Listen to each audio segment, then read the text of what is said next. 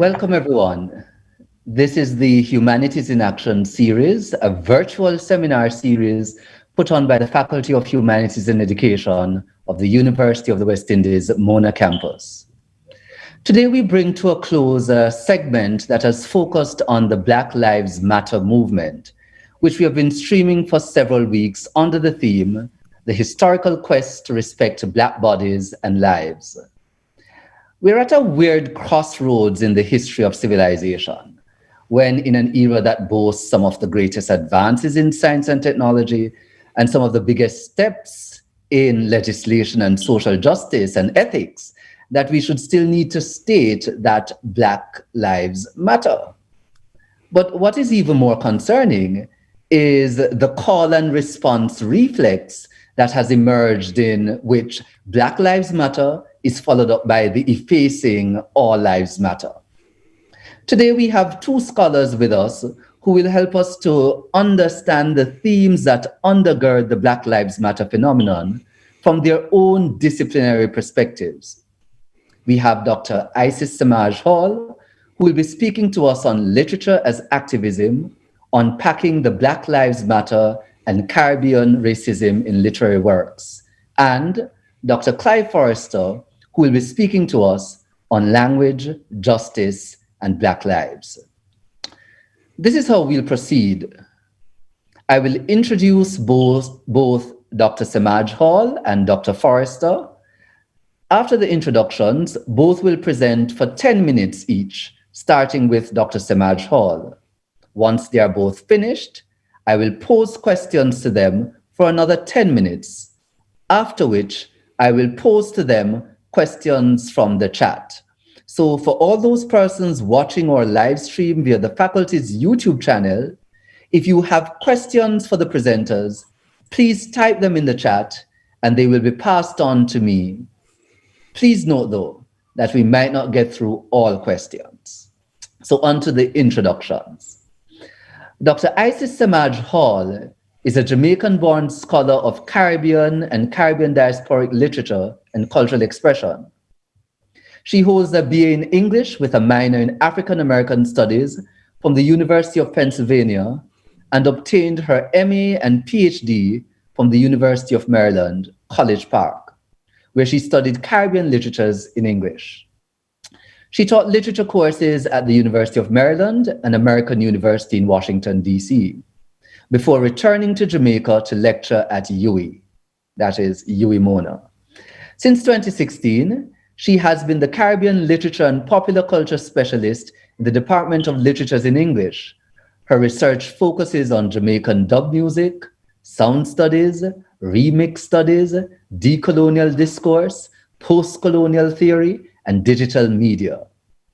Using what she terms an aesthetically dub approach, her innovative interdisciplinary research connects literature, music, and popular culture. Lately, she has published in Essex Salon, Jamaica Journal, Caribbean Quarterly, to name a few academic journals.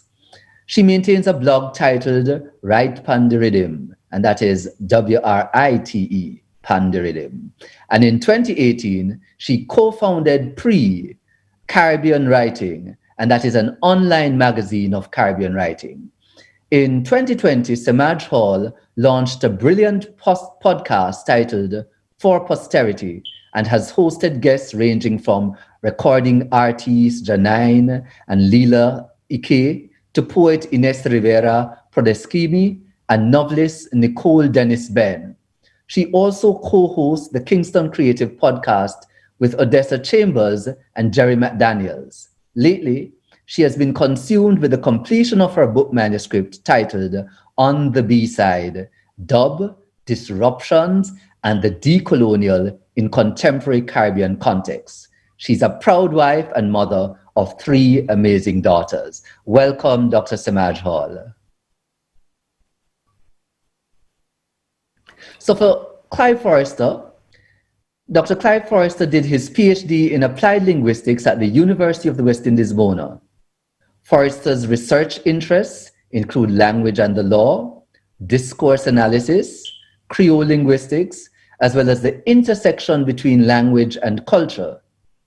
Forrester created and introduced 2 courses on Jamaican language and culture at York University in Toronto and taught them for 10 years.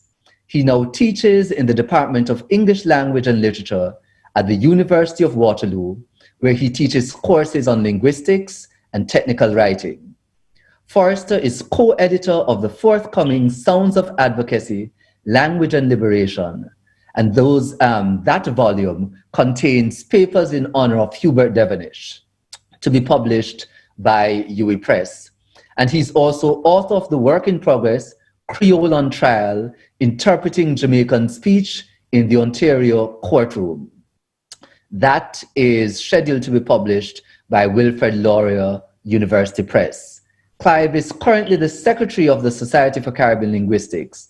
In his spare time, he enjoys cooking, DJing, and bike riding.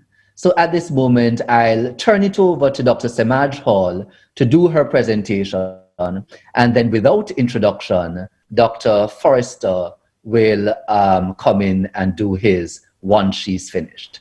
Thank you. Thank you very much. I really appreciate that introduction.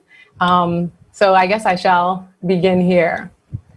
So in his simple yet effective text, How to Study a Novel, John Peck notes the following. The easiest novel to read and study is the one that presents a seemingly realistic picture of ordinary life. Therefore, what better way into the experience of race or racism in the Caribbean than through the Caribbean novel that presents realistic and ordinary race life in this space?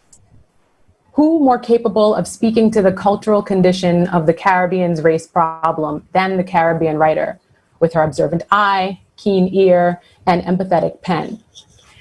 I begin this Black Lives Matter inspired look at racism in perhaps what may seem an unlikely place. But I begin here because I am a Jamaica Kincaid reader. And I'm endeared to Jamaica Kincaid because it is Kincaid who reminded her readers of a small place that when emancipation came in those early years of the 1830s, quote, the masters left in a kind of way.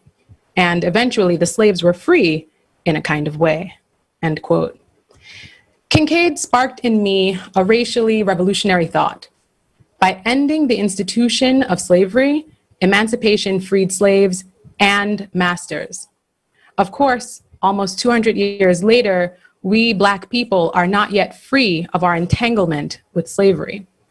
But white folks and all the folks set between the two in this swell of loathing in the Caribbean are not yet free of it either. Hence, racism persists. It persists and can be found in Black words on the white pages of the Caribbean's literature. And it can be found in words like white gal. White gal as exclaimed by a drunk and barefooted Black man. White gal, the, quote, familiar, damning description echoing from her childhood, end quote. These are the words hurled at Lee Macaulay, the autobiographically based protagonist of Diana Macaulay's second novel, Huracan. With these 2 words, white gal, Huracan immediately launches readers into the racially tense Kingston of 1986, showing that race privilege can still have racist consequences in the post-colonial Caribbean. Macaulay writes a story about multiple generations of white lives that don't matter in Jamaica. Spanning 3 centuries, that's slavery days, post-emancipation, which is post-1833, and post-independence, so around post-1962, each of the 3 main characters experience coming to Jamaica and coming to an understanding of Jamaica as a colony turned country, making insufficient advancement with regard to racial equality, economic opportunities, and social reform for any of the people who call this island home. Now, before I go further with my literary examples, I should clarify that this is not an all lives matter argument that I'm setting up. Rather, I seek to show that in the Caribbean, racism cuts multiple ways. Black people are denied access to wealth, education, employment, and respect on a scale that is commensurate with their skin color. And for white, Indian, and Chinese West Indians, they are, by virtue of their race, denied access to Caribbean cultural authenticity and belonging. The Caribbean's literature addresses this lived reality and captures our ordinary life with an all-encompassing understanding of racism and the racism within this region. Indeed, Diana Macaulay's writing of White Gal echoes the words of the Dominican author Jean Rhys, whose 1966 portrayal of Antoinette Cosway closely examined the hostility that poor whites met in the immediate post-emancipation years that are the setting of her pseudo-prequel to the 1847 British classic Jane Eyre. Rhys's novel, titled Wide Sargasso Sea, offers these words from the white West Indian Antoinette. Quote, "The Black people hated us. They called us white cockroaches. And one day, a little Black girl followed me singing, 'Go away, white cockroach, go away, go away. Nobody wants you, go away.'" Antoinette is told to go away because she cannot belong to the West Indies. She cannot belong to Jamaica. This is not her home. Her whiteness marks her as unwelcome. I pointed you to these two Caribbean writings, and by now you may be asking yourself, why did she start here? Why begin with white West Indian stories of race, discrimination, and prejudice? Why start with what appear to be white West Indian women's tears? Well, I start here again because racism in the Caribbean cuts many ways and leaves deep caverns of silence, a silence which allows racism to go unnamed, to fester, and to persist. For too long in the Caribbean, we have been stalled in a loop of colonial oppression that manifests in the intense fear of and bigotry towards the Black majority by Asians and whites, as seen in equally intense suspicion of brown and white West Indians by the Black majority. And it's also seen in the corrupt and abusive system of law enforcement. These manifestations identify the legacies of New World globalization and the Plantationocene. Huracan and Wide Sargasso Sea accurately portray both our past and our present social realities. What the White Gal words of Macaulay's opening scene in Huracan highlight is how Caribbean people cast open judgment based solely on skin color. And casting race-based judgment is not new. We have seen racism in C.L.R. James' 1936 novel Minty Alley, where the narrator describes the problematic half-Black, half-Indian Mr. Benoit as being, quote, very Black, with no compensation of money, profession, or personal charm to atone for the social and economic disadvantages of his Black skin. And then there's the hot and bothered Maisie of the same text, who is a very young Black woman, and she takes every chance she can to deride Philomen, the Indian servant at number 2 Minty Alley, as, quote, a coolie dog. In the descriptors and insults of the barrack yard reality presented in C.L.R. James' colonial fiction set nearly 100 years ago, the author is one of the first to use the perspective of Black and Indian folks to record what colonialism left for Afro and Indo-Caribbean people in the early 20th century. The language of the yard folk reveal a colonial legacy that we too often fail to call racism. Merle Hodge's Crick Crack Monkey, published 50 years ago in 1970, highlights the strained class triangle that connects and disconnects T, Tanti, and Auntie Beatrice. But it is Auntie Beatrice's fear of, quote, niggeriness that suggests a class strain, but really masks internalized racism in our region. In Merle Collins' 1987 novel, Angel, the Black people march to Union House in Grenada in protest, but the narrator describes their carnival sing-song march as, quote, parading the Blackness that gave so much fear. This fear of the Black body made even blacker by paint is the racism we do not readily name. With so much racism in the region, both culturally, biologically, and always colonially derived, perhaps there is no wonder why Cordella Forbes creates a character like Moshi in her 2019 text, A Tall History of Sugar. Moshi Fisher is without origin, and he's also without skin. So I presented these various instances of Caribbean racism and Caribbean race on the page. This racism, this race where you see actions against black-skinned West Indians for their color that denies them, and against white-skinned West Indians for their color that denies them as well. I presented these literary examples for the sake of opening up a dialogue about race and about Black lives that are tethered colonially, politically, and culturally to the Caribbean. I present it too for the fact that as living, feeling beings, Black lives have always mattered to the Caribbean's writers. I repeat, Black lives have always mattered to the West Indian author. And on that note, I move to close this rumination, but I'll make a hearty salute before I yield the floor. 2020 marks the 50th anniversary of the publication of Professor Kenneth Ramchand's West Indian novel and its background. This most critical text examines the history of prose fiction at the hand of we who were born in and of these former British colonies in the Caribbean.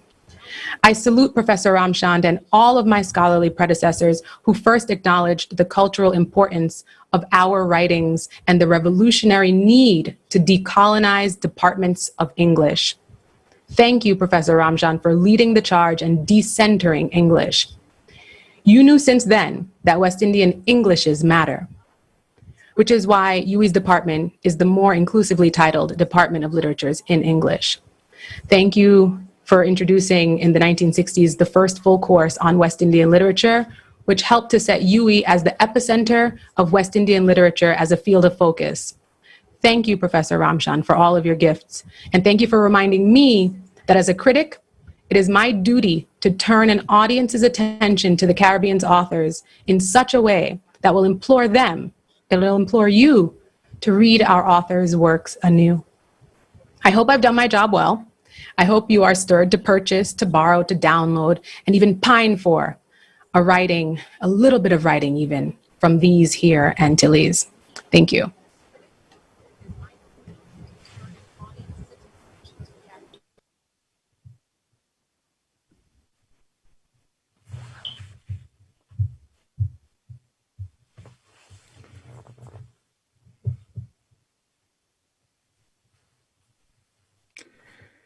All right. Should I go now, Joseph? Yes, go ahead. Okay, thank you. And a very insightful presentation from Dr. Semaj-Hall. I certainly did literature courses in the past, and I definitely share your sentiment about the fact that Caribbean authors have always centered and valued Black lives and Black experiences. I would like to congratulate the organizers of this series here, this forum, the Humanities in Action, Black Lives Matter series. Very important, and it's good to see that some of the moderators and organizers are colleagues of mine and persons who I shared the same lecture hall with in first year when I was at UWI. So that's really good to see. Now, today, what I would like to talk about is some of the connections between language, justice, and Black lives. And in particular, I would want to share three pieces of research that I've done over the past, starting in 2014, coming up all the way until now, and to kind of highlight some of the ways in which Black language is especially implicated in matters of law and in this case, social justice. So in 2014, I did a research on the role of the linguist in the interrogation of Caribbean hate speech. And I came up with this idea because I noticed that more and more on social media, as well as even in regular Caribbean life, persons started to talk about hate speech and started to accuse, other Caribbean persons of hate speech, when there's no Caribbean territory which has any legislation on hate speech. Fine.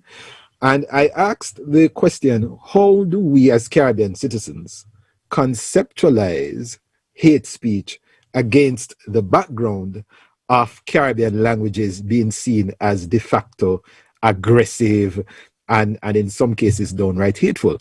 How do we as a Caribbean people come up with a grounded indigenous conceptualization of hate speech?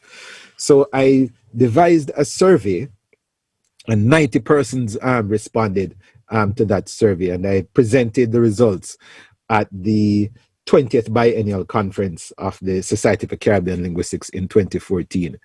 And very insightful responses from the respondents who took the time out to share their views on hate speech.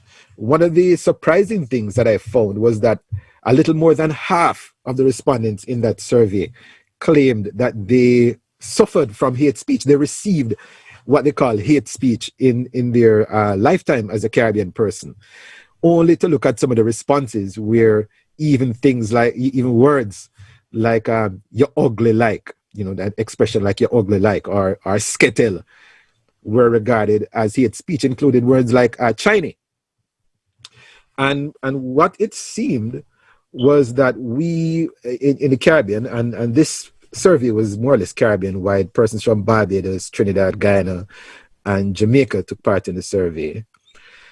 What it seemed to me was that we were using a kind of North American, European philosophical template for hate speech, but simply imposing existing Caribbean words that we would be using in regular day-to-day interaction, not necessarily in derogatory terms, but might be not in the nicest terms, but by no means would they be carrying the same kind of certainly social and social legal implications of what is considered hate speech in these territories.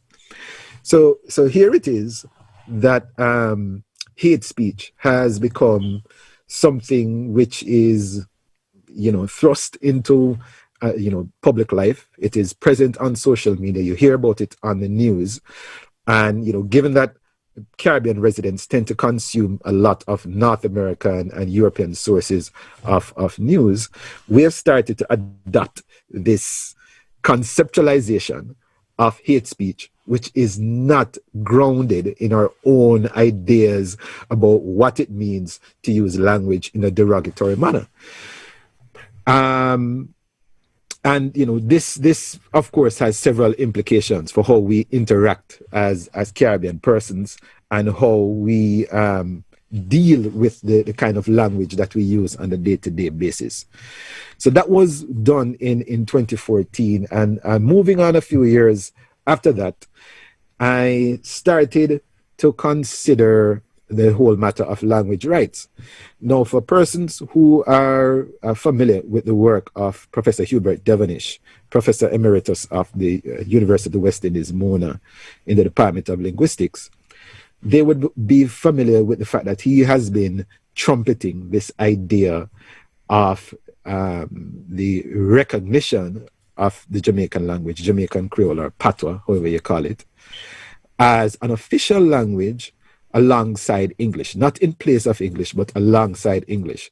And as a part of his advocacy, Professor Devonish actually suggested or recommended that the Jamaican Charter of Rights include freedom from discrimination on the grounds of language. And that discussion has a lengthy history, right? Persons like Professor Caroline Cooper were one of the first persons to write more or less formal articles in the Jamaican language published in the Gleaner.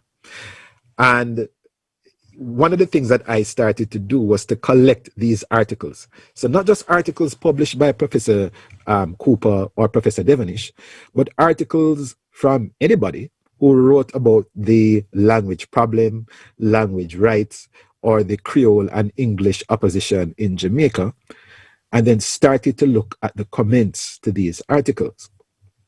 So in 2018, I did this presentation, Language Rights in the Right Language, a critical discourse analysis of feedback to Creole-related articles in the Jamaican newspapers. And so just to summarize the main finding coming out of that particular research, the sum total of the arguments against using Jamaican Creole in any kind of formal official context is that 1, it is economically wasteful. 2, it is structurally impoverished. And structurally impoverished means that it is a language without grammar, a language without structure. This is actually one of the oppositions which was leveled against Jamaican Creole. Number three, second, using Jamaican Creole or patois causes political isolation or extreme insularity, which means that if we were to promote our own indigenous language, it would isolate us from the rest of the world. The fourth thing was that a status quo already exists. So English is already the official language. We are doing fine with a kind of English-only economy and governance structure. Therefore, we don't need to rock the boat. Nothing needs to change. And the fifth main criticism that I noticed was that both language simply cannot occupy the same space. So after looking at hundreds of articles, newspaper articles, editorials, articles written by academics, and just letters from the general public, these were the five main themes or the five main oppositions to using Jamaican Creole in any kind of official context or giving it any kind of official language rights recognition. And these same five themes were echoed in the comments of the persons who were commenting on the articles. So when I looked in the comments section, the commenters were more or less picking up on these same themes and saying, well, if we have patois, it's going to cut us off from the rest of the world. You can't have patois and English inside the same school system. And in effect, what they're really saying is that you can't have patois and English inside the same head.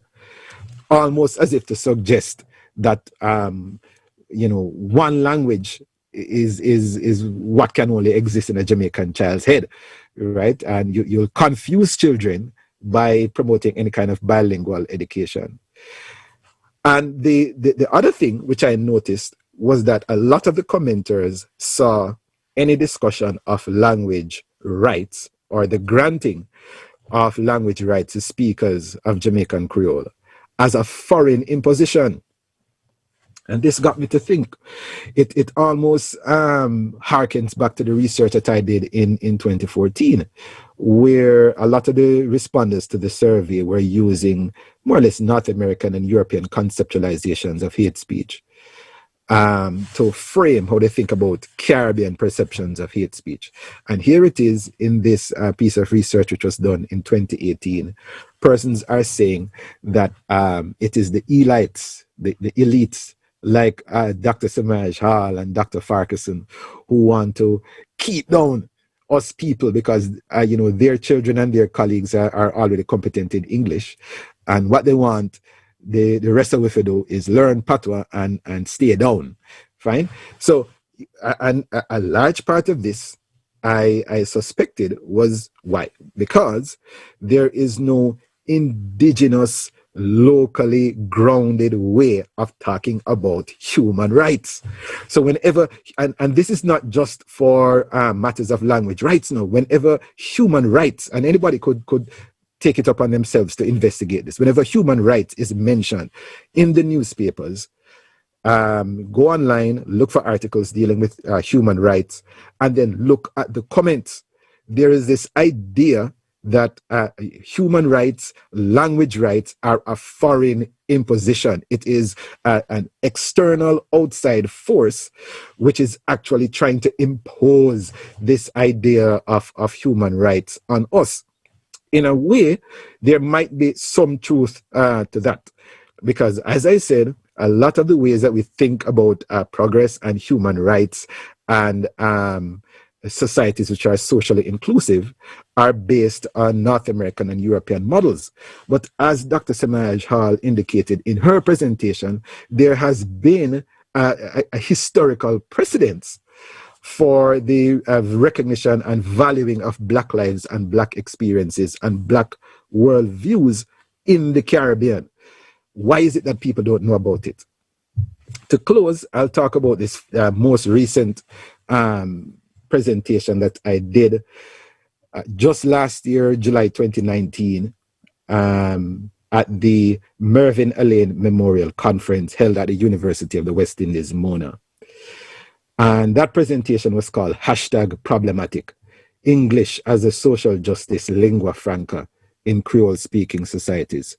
And what I argue here is really and truly a kind of culmination of the different pieces of research that I have been doing on this topic. When we look on social media, when we look in traditional media, when we talk to our neighbors and so on, all of the different hashtags and social movements and the language surrounding social justice and how social justice is promoted, conceptualized, and consumed really and truly is done in English, even in the Caribbean. Why is it that we don't have no patois hashtag? Why we don't have no hashtag in Creolese, the language of Guyana? Why we don't have no hashtag in Papiamento, dealing with matters of social justice, dealing with matters of inclusivity and Black lives? Professor Michel de Graaf earlier this summer made it very clear that Black lives won't matter until Black languages matter as well. Because just as how the Black body, the Black cosmology, the Black culture, the Black heritage has been devalued, so it is with the Black language. And for many of us Caribbean persons, it is impossible to separate our linguistic identity from our personhood. And if our linguistic identity is seen as something which is less than and devalued, then it is no wonder it extends onto our very existence, right? And a large part of wiping out Black bodies involves the erasure of Black language as well. And one of the ways to prevent this is to devise, I would think, an indigenous, locally grounded philosophy of talking about matters of social justice, issues of hate speech, how language intersects with our human rights in the languages of Black people, in the languages of the Caribbean. So I rest my case right there for now and hand over to the moderator. Thank you. Okay, so thanks both. Sorry for being cliche, but a lot of food for thought. So much unpacked in, such a short space of time. I don't even know where to begin, but I'm going to try. First and foremost, Dr. Semaj-Hall, could you just repeat the title of Professor Ramchand's book? The one that you had, I think you're muted still. The one that you had said was groundbreaking and field defining. So that book title is The West Indian Novel and Its Background. The West It was Indian first novel. published in 1970 and then republished again, I think in 2004. So it's always available in any space that you procure your books. Definitely read it. Okay, great.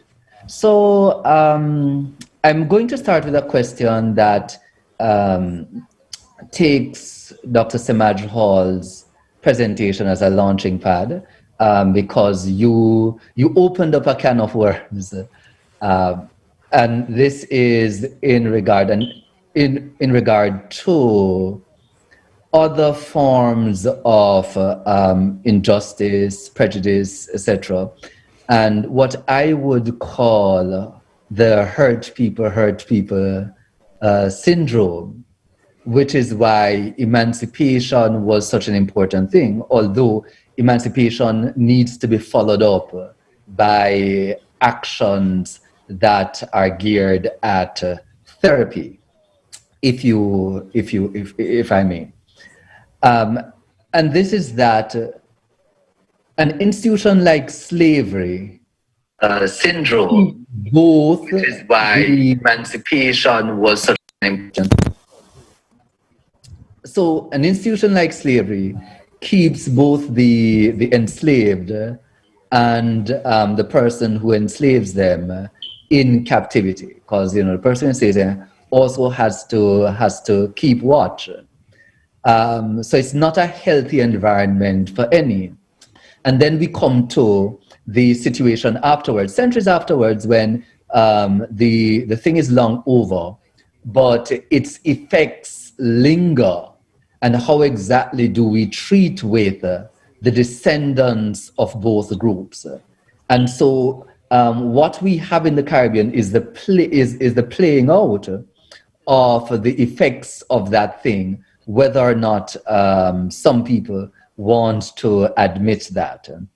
You raised something, and I wanted to ask, and you can answer first, but Clive can come in on the conversation. And this is an important distinction, which I didn't hear you make, between racism and prejudice. So racism is generally thought to be an institution backed by power, with the ability to affect people in really tangible ways, as opposed to prejudice. So is that distinction important for you? And is that something that comes out in the literary works that you have looked at?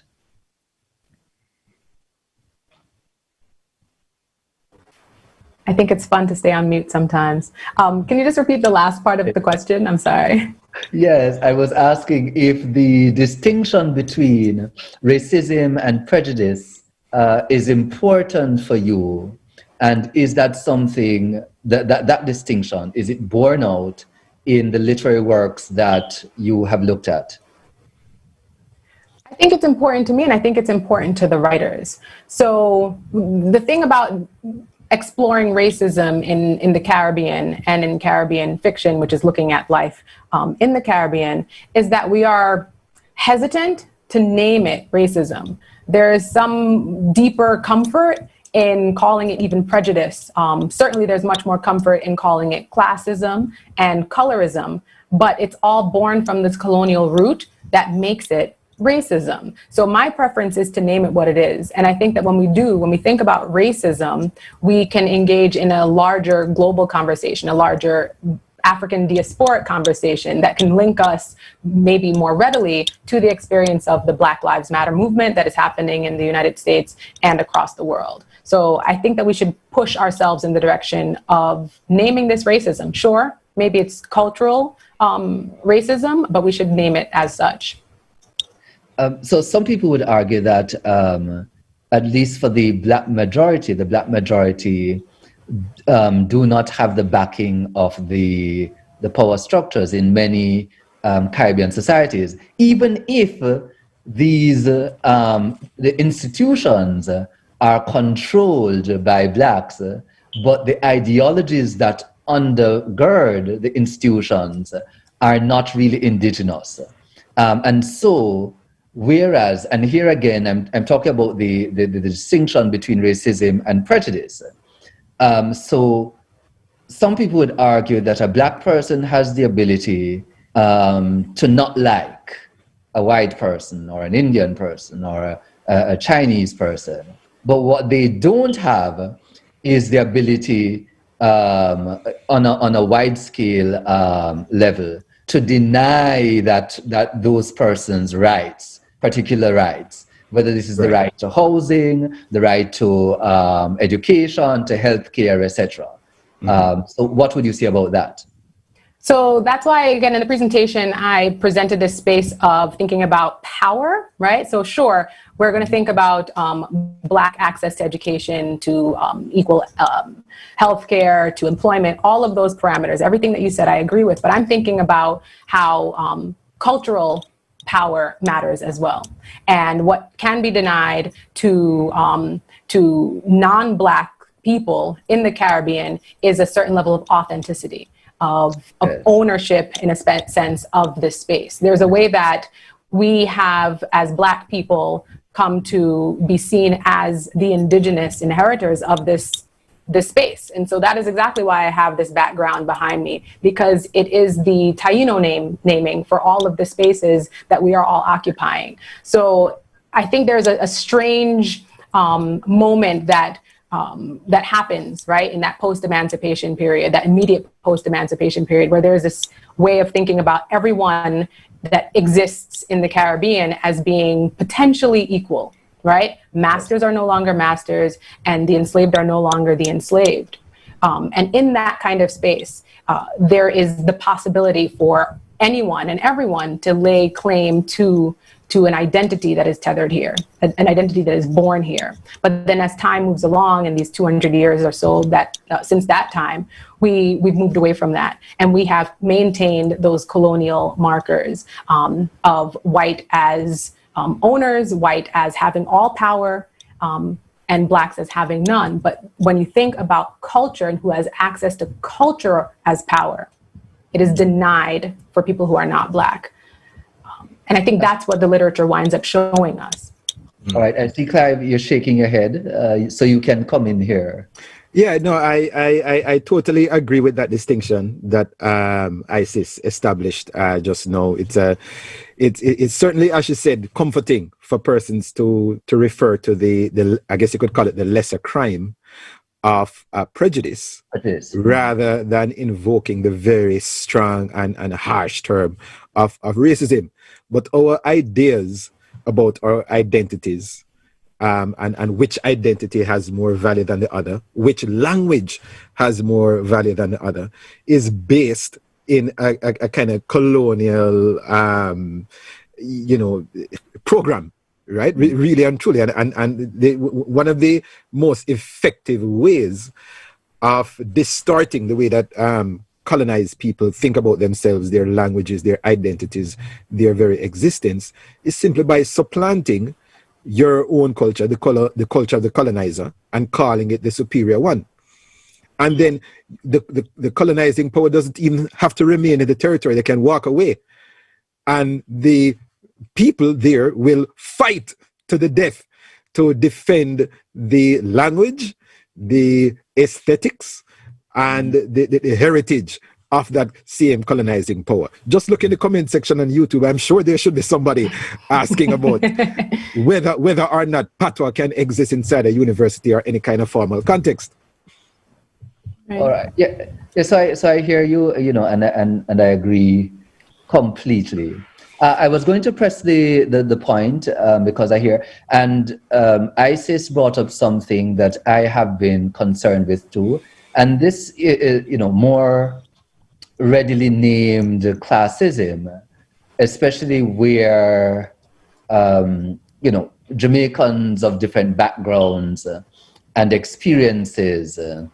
When we think of that, because again, and I go back to my hurt people, there's something wrong there that we are not addressing, and that is resulting in people lashing out. So the pendulum swings in the other direction. There are other things we could have brought in, even religion and Christianity. Everybody, when they are the dominant category, wants things to be their way.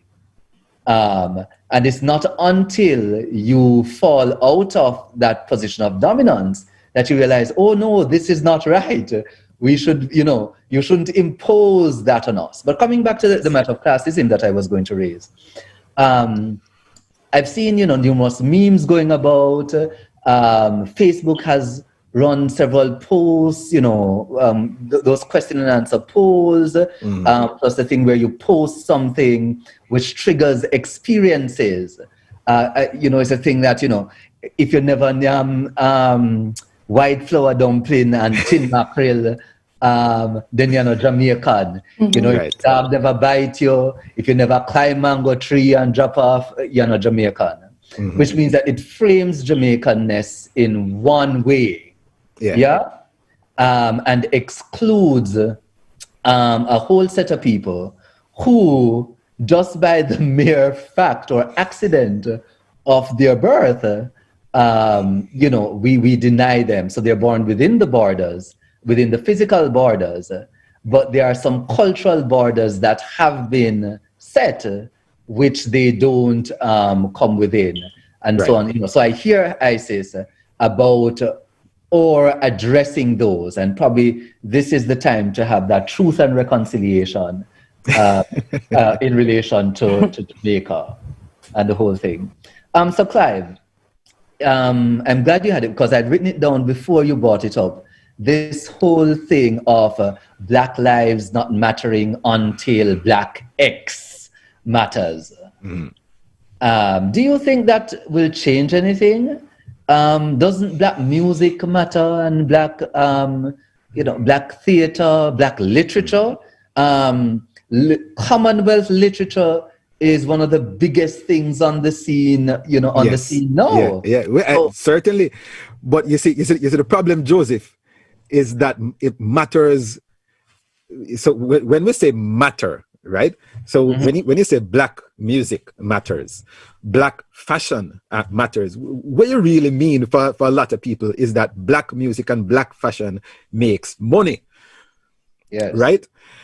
Take away the economic value and the multi-billion-dollar industry, which is a part of the Black experience, and find out whether or not these Black artifacts will still matter.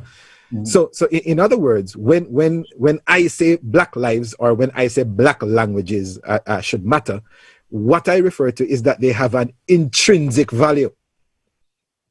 There is a value in Black language and Black discourse and Black ways of talking about life that is separate and apart from the kind of economic activity that it generates. And until we can acknowledge that and make that clear, that is what we mean when we say Black languages matter. Me not talk about the money now. Me not talk about how much money we can generate from different types of Black orature. No. Black language must have an intrinsic value, separate and apart from any kind of economic activity, before we can really and truly start to talk about Black languages matter and Black lives matter. So a Black life is not useful because it can dunk a basketball or fling a ball far. It should have an intrinsic value, separate and apart from what it can do and how much money it can make. That's what we mean. So I'm going to give you a one-sentence elliptical rebuttal. All right. When money talk, I'm going back to ISIS. So Clive brought up the fact that Professor de Graaf has framed the whole Creole language debate in terms of Black Lives Matter, the Black Lives Matter movement. Is there any literary work that has dealt with BLM in its modern instantiation? So have any authors framed their works in that context? Have they talked about it in literary works so far? Because it has been around for a little while now. In the space of the Caribbean, not to my knowledge, right? I can't say that it has not, but in the spaces of print literature, I am not finding it from coming out of the Caribbean. What we have are essays, what we have are reflection pieces, but in the space of fiction, not as yet. So certainly a great space to find more content would be pre-Caribbean writing, where we have certainly taken in submissions that are addressing Caribbean experiences of Black Lives Matter. That would be the best direction one should go in as a reader, as someone who's curious to find out how it is that we're looking at this experience. But I think it's important to keep in mind that this hashtag, right? This hashtag Black Lives Matter, it's born in the US, right? So this is coming out of a very specific space that looks at racism from a very particular angle. So it can't just be transposed into the Caribbean. We have to consider it from our vantage point and our own experiences, and we write those stories. That's a very important point, Isis, and it really relates to what I've been saying. You know, North America doesn't have the patent on blackness. right? A lot of our, Caribbean intellectuals, I think back to Walter Rodney, Of course. in his groundings with my brothers, really and truly engendered that whole idea of, a kind of indigenous grassroots philosophical dialectic. Fine. And talking about Black life, talking about the Black experience, we've always had that in the Caribbean. But the hashtag Black Lives Matter, as important as it is, originated, as Isis mentioned, in the United States as a response to, a kind of litany, a history of abuses, especially where law enforcement is concerned, against Black persons in the United States. But of course, that's not to say that that doesn't happen here in the Caribbean, right? What we don't seem to have as much of is the kind of political response anymore, right? That kind of protest response that we saw at the time of Rodney, at the time of the 1960s and 1970s, that seems to have tapered off. And even if we think about kind of the Tivoli incursion and what the aftermath is of that in terms of protest, it's not quite the same. So we should explore that. And I think that's definitely something worth considering. And when I consider how we have, what kind of hashtag makes sense, or how we can kind of break down BLM, right? So BLM is Black Lives Matter when we think about the US. But it seems very much that in the Caribbean, hashtag BLM is something different. And it seems to suggest maybe this idea of big links matter, right? Think about how much big links matter and winds up trumping the idea of protesting, right? It's rather you call in your linky and you see how you can handle it. And whatever your linky can be a man on the street or a man in a big suit. Powerful place. Yeah. So BLM is different here. BLM is different. But that is exactly it. And in the Caribbean, it's so much more insidious because there are many Black bodies in charge. And because of that, it is very hard to make an accusation of racism, or let's call it black on black prejudice. That's a very good point. The people in charge are Black. That's a very good point. In the US, you do recognize that Black police officers also shoot Black men. And they're doing it in response to the same sort of ideology, the same narrative, etc., that says Black men are more aggressive, they're more violent, or Black women are more aggressive. And so you have to, since you're dealing with essentially an animal, you have to put down the rabid animal before you get bitten. In the Caribbean, you can't make that accusation because you can. You can. But if you do make the accusation, people dismiss it as not applying. And this brings in Clive's point about bringing an indigenous sort of philosophy. Because we do think very often that some things do not apply. But it's just that we have not really thought about our own manifestation of those things are. It's just a matter of taking a little bit of a critical look. So, Joseph, you just raised the matter of law enforcement, right? But let me bring it back to something like education. Good. Now, when you look at, for instance, and this is something very straightforward, very simple, but maybe persons haven't really considered it. When you think about the ways in which you will have school administrators, ministers of education, and persons of influence in the education system fight tooth and nail to defend a colonial education system, which was handed down to us, then you really have to ask whose interest is at heart here. Is it the persons that are being educated, or a kind of colonial ideal? Good. So it can be as simple as that. Persons talk about, for instance, the use of patois inside the schools. And, that's not an academic language. And you see, the expression, the term academic language has no linguistic reality. It's a political construct, right? Academic language is a socio-political construct. And if you think about it, when people say academic language, they mean one particular thing. They mean a European language. Why is that? There obviously was a time when, English was not an academic language. It was a little dibby language. It wasn't even a proper language. That is how it was perceived. And through conquest, mostly, and indoctrination, it became seen as the premier academic language and of course the main currency for academic communication. But that of course doesn't mean that another language cannot occupy that space, because it is a political construct. The idea of an academic language, it's not a real linguistic thing. It is a language which the speakers invest with that kind of power and that kind of prestige. And it can happen with any other language. Agreed. Okay. Thanks very much. I just wanted to say, so I have to be truthful here. I don't want them to lock me up for plagiarism. I have been mixing in some of the questions from the chat.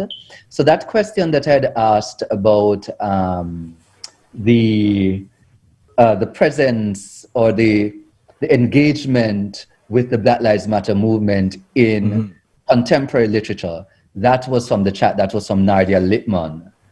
Shirley Dean says, Clive, that a friend of mine said recently that we have linguistic Stockholm syndrome.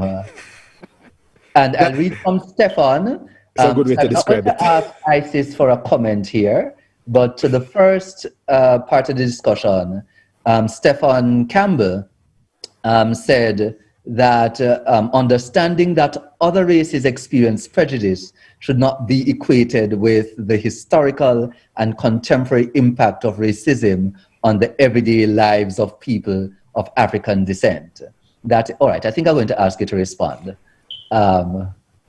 That's to Isis. So I think that if anyone is curious to understand how language functions and the power of language to communicate any idea, especially ideas coming out of the Caribbean, you ought to pick up any Caribbean literary work and just see the kind of power, the energy that has to be put into communicating what this voice sounds like. And when you communicate that voice effectively, you've communicated power, and you as a reader can grow to understand an entire people. So I would urge everyone that's hearing my voice right now to pick up a text and read it. And actually, there's something I really wanted to say before responding to this, and it was in regard to law enforcement. I know Clive had pushed the law enforcement one to the side, but I want us to think about another way to kind of tether the Caribbean to the Black Lives Matter movement that is in the US. And I want us to think about Breonna Taylor and her life that was taken by those who are officials, right, representing the police, and Susan Bogle here in Jamaica, and how similar those two experiences were, but the response of the people was the great difference, right, in terms of how people on the ground responded, which communities came forward to protest, to speak out, to make statements that are going to wind up in the Gleaner or on the nightly news or anything. I want us to just really be mindful of how we participate, right? How we silently are making this reality exist, right? This reality continue to exist where there is inequality and racism. And another point I wanted to make is that when we did mention Walter Rodney earlier, we want to think that he pointed out that it is a white-heartedness that is the problem in the Caribbean, right? A white-heartedness. So it's not so much about the skin color of people. That's too reductive to think about when we're thinking about these isms, but how it is that there are many white-hearted folks here. So I just want to say all that. Now I can get into it. Thank you. So for, again, from the chat in YouTube, Jamoy Blackwood, and I think this is targeted at, targeted is such a bad word. This is for Clive. Like an attack. Jamoy says Black language such as patois impede individuals from writing well academically. How then do you think that the standard of academic writing is upheld without hate speech and injustice. All right. Well, thank you for the question, Jamai. I'd just like to say as an aside, when the humanities faculty, mounts this series again, or any kind of series, one of the adjustments that I would like to have is for members of the public to be able to join in. Because so far, all of the sessions that I saw are academics talking to other academics. So it would be good if a member of the public could come in and out. Agreed. Now, to your question, Jamai, first and foremost, there is no reason why a language like Patois should impede the ability of a child to write. This is a story that you were told. It has no basis in scientific reality. As a matter of fact, years ago, a bilingual education project was piloted in a school. I think it was there's a school, I can't remember the name of the school now, near to the University of the West Indies. And I was actually one of those persons who observed what was going on. And teachers taught the children in that primary school, I think they were in grade 4 or grade 5, they were teaching them lessons bilingually, teaching them lessons in mathematics, both in English and in Jamaican Creole, lessons in language arts in English and Jamaican Creole. And at the end of the pilot study, not only were the children able to read competently English and Jamaican text, they were able to write using the official writing system of Patois, as well as English. So when we say things like the indigenous local mother tongue of Black children prevents them from learning, from thinking scientifically, from thinking critically, what are we saying about Black people? Right? So, on the surface, you might think you're making a commentary, a linguistic commentary. Nah, what you're doing is making a commentary about the intelligence and the competence of Black people, a story that was told to you, and you are now repeating it. So be careful. So there is no linguistic barrier for a child to grow up and exist in a school system, in a society that operates bilingually with Patois and whichever other language. Right, but Patois should be one of them. Fine, there is tons of research which demonstrates that one of the most effective ways to transfer literacy to young children is to get them literate in their mother tongue first, and then transfer that skill to multiple other languages. So literacy is a skill. Literacy is not something that is tied to a particular language. So give the child the skill in the language which they hear in their community, and then transfer that skill at the age appropriate time to multiple other languages. It has been done in other societies. It has been successful in other societies. Listen, man, is time we stop regurgitating the same questions, because for anybody who is interested, the information is there. You can actually go and research it yourself. If you think that I am a person who is just a part of the academia who want to keep you down, well, research it for yourself. Don't take my word for it. Research it for yourself. Yeah. Okay. I wanted to ask. So there's a lot of discussion, going on about the value of the humanities. People not wanting to do the humanities because they're not sure what exactly they're going to do with their degree. And so this is posed to ISIS because you framed your presentation in the context of activism.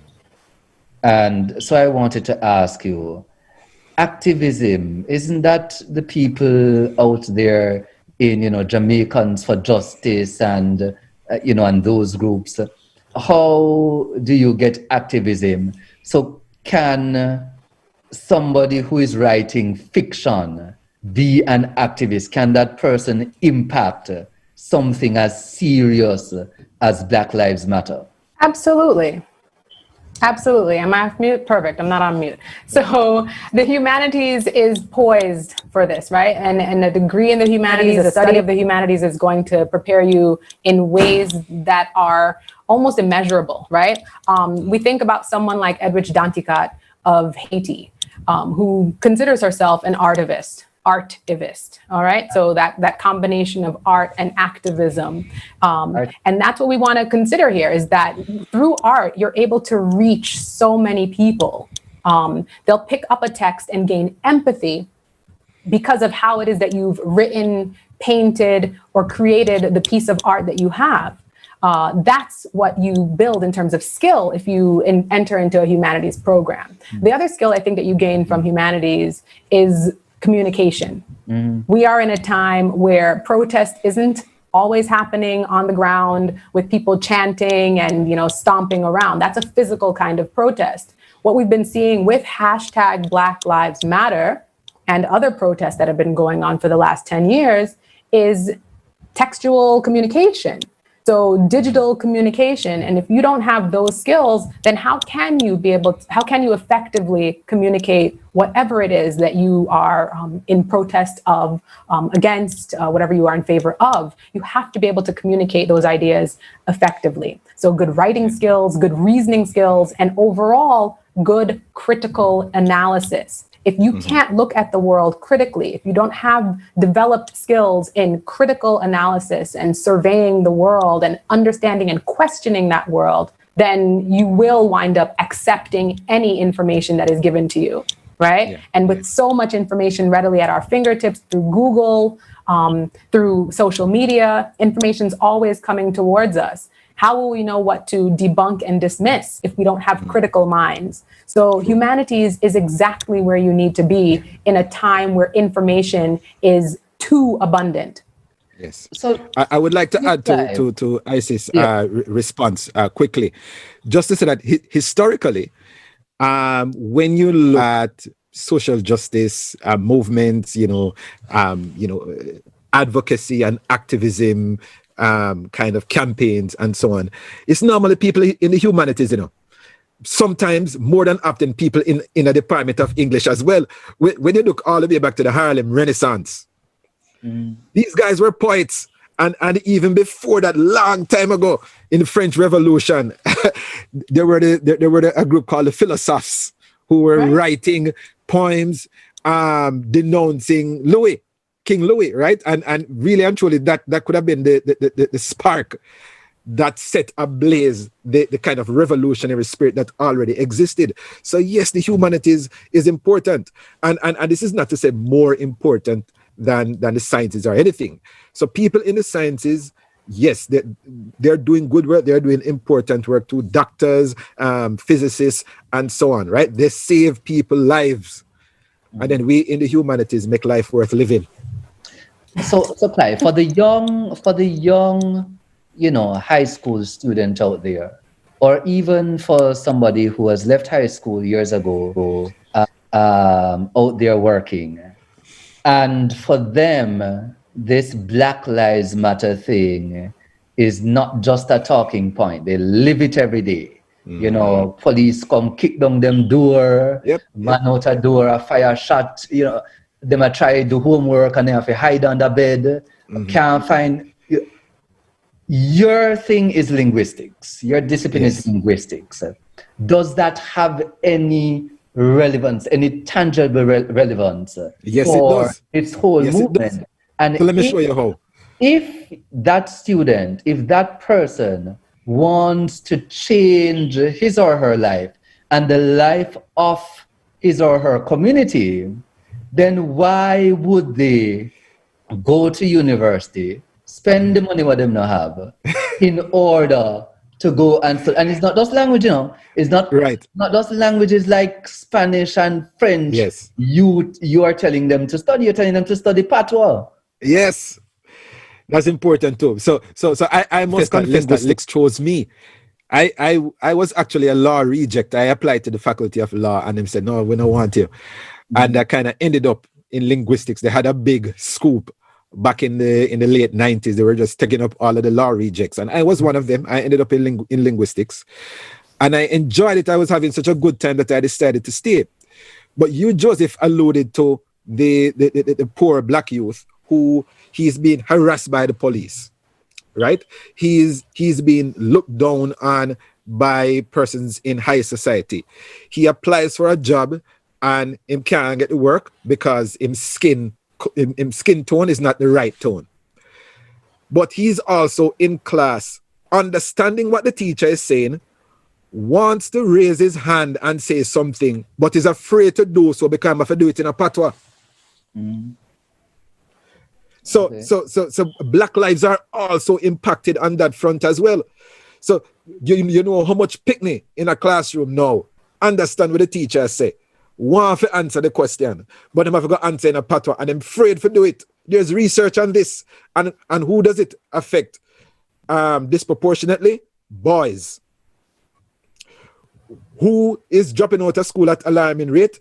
Boys. Who is doing not so well in the CXC and the GCE result? Boys again.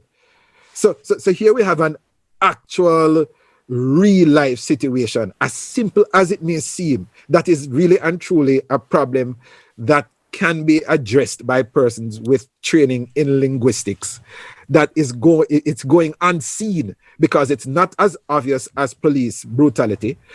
It's not as obvious as job discrimination. It's not as obvious as discrimination on the grounds of your address, for instance, or your skin tone or whatever. But this is something that is going on in Jamaica, and it has been going on for a very long time. And persons who are in the humanities, persons who are especially in linguistics, are expertly attuned to this kind of problem. They have the tools to address it. They notice it all the time, and they've been talking until them hair turn gray, right?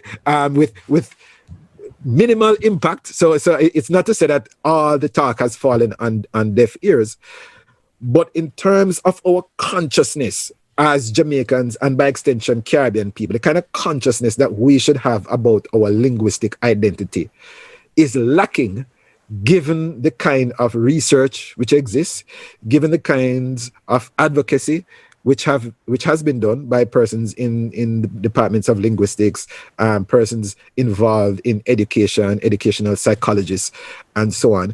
The kind of consciousness raising is lacking, and I'm not going to put the blunt of that blame just on the public, right? There might be a kind of forum. I don't know how to conceptualize it, but there needs to be some kind of dialogue and exchange between the academia and the public.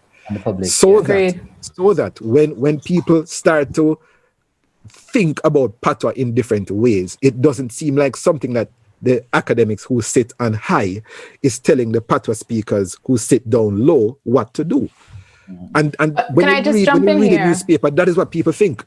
All right. I think one place that, if I could just jump in, I think one space that these students that you are alluding to in that that story that you just told, I think students have a voice. So where those students are not finding their voice in the classroom for fear of admonishment, rejection, failure by the teachers, I think those same students should find their voice on social media, right? We're here gathered under this seminar under a hashtag, right? And you can take a hashtag and build anything. And you can build a movement, you can build a protest, you can build activism. Put your voice in whatever voice that is. If it's a voice that is patois, Jamaican, dialect, whatever you want to call that voice. Put that voice online and create the space for people to join in. Because that one student that starts it will surely find an entire community of other students who are experiencing that. And that can be the groundswell that brings about the change. It doesn't have to be that we talking heads stand up here and say, oh, someone should go in there and put a linguist in a classroom. Yeah. And yes, I intentionally used that kind of voice when I said that. Yeah. But that the students can bring the attention to the space themselves. If they can't speak in class, if they're fearful to speak in class, speak online. Build the community and push the activism. Get the experience you deserve out of a classroom. All right. So what I'm going to do, I'm bringing things to a close. while it is still sweet. So I'm going to just read a few of the comments from the chat, and then I'm going to ask each of you to just give a closing statement, and we'll bring the session to a close. So Jamoy had a follow-up. He said, how can Black language, though, rise to the level of becoming an academic language? When using it, quotation marks are needed, or some form of highlighting must be done to differentiate it from other words. And I hear you, Jamoy, but this is common even for other languages. So if the main language you're working in is English, that's the language that is your working language.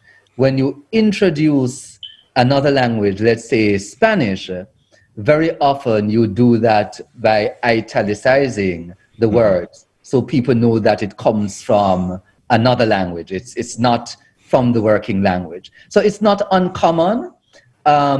It's just that we have not developed the habit of writing in the language in very formal context. And so we haven't solved some of those issues yet. Those issues aren't insurmountable. The problems aren't insurmountable. It's just that because we are not dealing with it, with them yet, we haven't really realized that we need to do X or Y.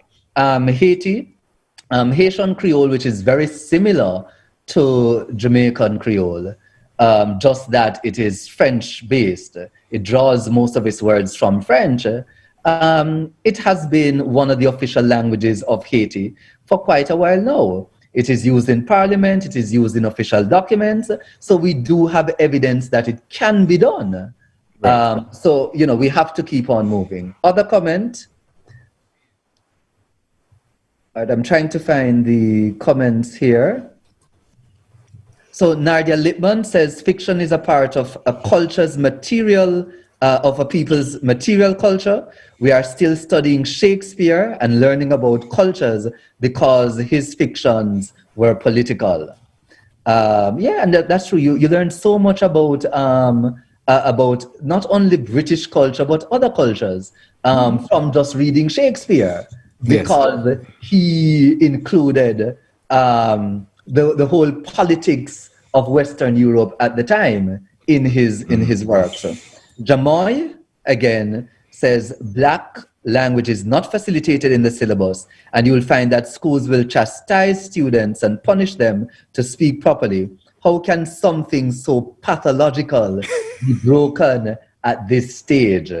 It depends on us, Jamoy. Yeah, but you see, I'm glad he's asking that question, because that question should be a reflexive question as well. Jamoy, you should be asking that question of yourself as well. How can I, a regular speaker of patois, change the perception? What do I need to do? Start with yourself. Right. But don't be too hard on Jamoy. Jamoy. No, man. I'm just saying it should be. I'm just saying you ask a question of us, yes, but ask it of yourself too.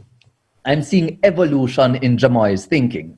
So the last one I'm going to read from Jamoy says, even CXC history itself does not explore the validity of language in the sense of appreciation, but rather how they use this to escape and plot revolts. Yeah? Nardia again, listen man, it's pure bright people in the chat.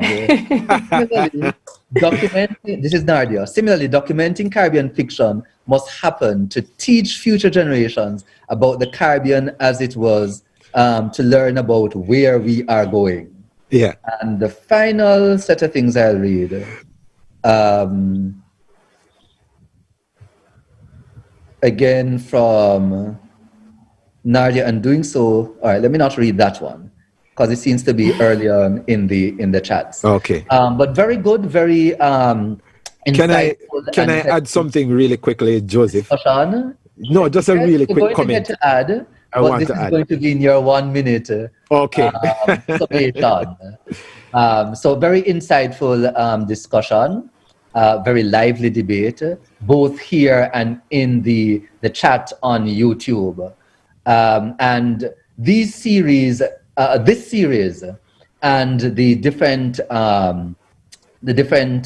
episodes in the series are meant to be not the end of the discussion, but the beginning of the discussion. So we are going to ask people to share them as widely as possible. You might disagree with some of the points here. You might agree with some of the points here, but it's supposed to spark discussion, because these are discussions that we need to have as a people, whether we're talking as Black people, whether we're talking as Jamaican people, as Caribbean people, but these discussions are important. Yes. So please distribute far and wide. So since Clive was rearing to go, I'll let him have his 1 minute now, and then we'll have Isis and close off. Right. So thank you, Joseph. Thank you, organizers. Thank you, Isis, and thank you for viewers who have been asking questions. This is a very important discussion, and as Joseph mentioned, it's not the end. We need to keep having these dialogues, and we need to put a lot of what has been said here into action. But just to give you a personal story from my own experience at the University of Waterloo, to show you how language and the way that we perceive our identities matters, not just to Black people, but it cuts across as well to anywhere where you had colonization. A lot of my students in my introduction to academic writing class at the University of Waterloo are South Asian. So they're Indian, they're from Pakistan, and I have a lot of Asian students who are from, Korea, China, and so on. In that introduction to academic writing class, the minority are white students. Very few white students in those classes that I teach. And one of the assignments we're working on now is a narrative, right? So a lot of these students are for the first time writing a short story. They've never written a short story before, and they're writing a short story. And after looking at their proposal and their drafts, I asked in class recently, why is it that so many of your characters have British names? Why don't your characters in your stories have names that sound like yours, that sound Indian or sound Chinese? How come you are writing about these white people? How come you're writing about New York? You've never graced eyes on New York. Why is your story based in New York and Chicago? Why isn't your story based in a province of Qatar, or somewhere in the south of India? Why aren't your characters now and again using Punjabi and Gujarati? Fine. Why doesn't that exist in your stories? And it's as if just the very idea of it never registered with a lot of these students. Just the idea that their stories could be populated by non-white characters who are in the lead with non-white sounding names. So you see, the same kind of identity crisis we're facing in the Caribbean, it happens all over the world. Anywhere where colonization has existed, it happens. And the only way we can begin to overcome these things is if we dismantle it one step at a time. And I hopefully, I'm trying to do my part with my own students and conversations like these, and trying as much as possible to talk to the public and hopefully write stuff which is accessible to the public as well. So but that's my part. I want the public to do their contribution as well. Thank you. All right, thank you. Thank you, Clive. I really appreciate your statement, and I agree with your sentiments. And that last point about access and accessibility, I think, is absolutely critical. So even when we were preparing for this experience today, one of the things that Clive and I discussed was, how can we make sure that this is a very accessible conversation, not just for people that are tuning in live, but for anyone that wants to watch this for posterity? How do we make sure that anyone anyone, because everyone and anyone matter, how can we make sure that everyone can access this? This can't be some academic, language presentation where it's only available to a few people in an ivory tower. It needs to be available to everyone. It's already on YouTube, which is available. So how do we now speak it in a way that everyone can understand, right? For the communities that we care about across the Caribbean and across the Caribbean diaspora. So I appreciate that point, and I do hope that this has been an accessible presentation. I want us to think about the fact that schools do wind up training students towards homogeneity, right? Towards sameness. That's what that means. Towards this idea of everyone being one person so that they can function in a particular way in society. But what we have known, and what we have known for a while, is that we need difference in society. We need creative individuals, we need critical individuals, we need many kinds of people to make a society function and to function well, to build itself better, right? It has to come from multiple perspectives and multiple voices. So trust your voice no matter what it sounds like, and record your voice. I think that the more familiar we become with our own voices, the more we can appreciate them. Right? So we are coming from a space where we are an oral people. Play back your own WhatsApp voice note sometimes. Hear the kind of voice that you have and understand that the value is in your own tongue and in your own delivery of words. And I encourage you to pick up any Caribbean literature that you find. Any, right? I have no judgments about any particular text, but sure, you can pick out any of the ones that I addressed in my presentation, but pick up any Caribbean literature and see words that you would speak, see them on the page, and see and feel what that is like, right? My first experience with seeing my world on a page, I actually had to close the book and put it down because it was so scary, right? So I grew up in Stony Hill, and when I read Michelle Cliff's No Telephone to Heaven, and she started describing where I was, it frightened me beyond belief. I'm actually getting a chill now as I think about it. So I really want you to consider how it is, how it builds identity and confidence in your identity, confidence in your tongue, in who you are and where you come from, just to see it on the page. This is what Caribbean writers longed to do. And this is what they started doing in that early part of the 20th century. It was important to capture the voices of the people, not just on the radio, not just for the dance hall spaces, not just for the reggae spaces, not for the soca and calypso spaces, but also for the literary spaces, for those quieter spaces, because all of these spaces matter. So it's time that we decolonize everything. That's all. And not just decolonize, but indigenize. Yes. Please. Yes. That too. Very important. Yeah, because we might decolonize and then I don't want to call it any particular geographic location. Yeah. Okay, so this has been an extremely good conversation, and it was good, particularly because we had good presenters, good interactants, starting with Dr. Isis Semaj-Hall and Dr. Clive Forrester. Thanks very much for making this memorable experience. We also had excellent people in the chat on YouTube. Agreed. Especially, I wanted to single out for special mention Stefan Campbell, Sherrilyn Dean, Gwyneth, Harold Davidson, Nardia Lippman, and Jamoy Blackwood for their contribution over there in the chat. Dean Waibinte Wariboko, Dean of the Faculty of Humanities and Education, has always been very open to ideas, and this is one of the ideas that he was open to. And so we thank him for that openness, which has allowed us to engage a much wider audience, an audience, well, both within and without the academy.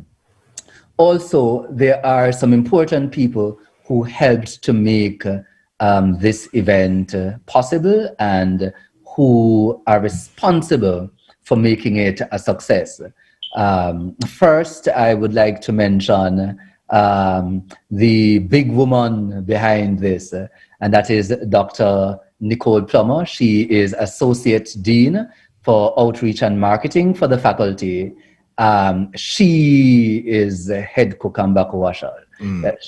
She is responsible for this, and it is happening through all of her efforts. So just want to big her up right now for all of the work she do. Big up Nikki, big up Nikki. Yay! Joseph, don't you remember that we were all in the same class together, me, you and Nikki?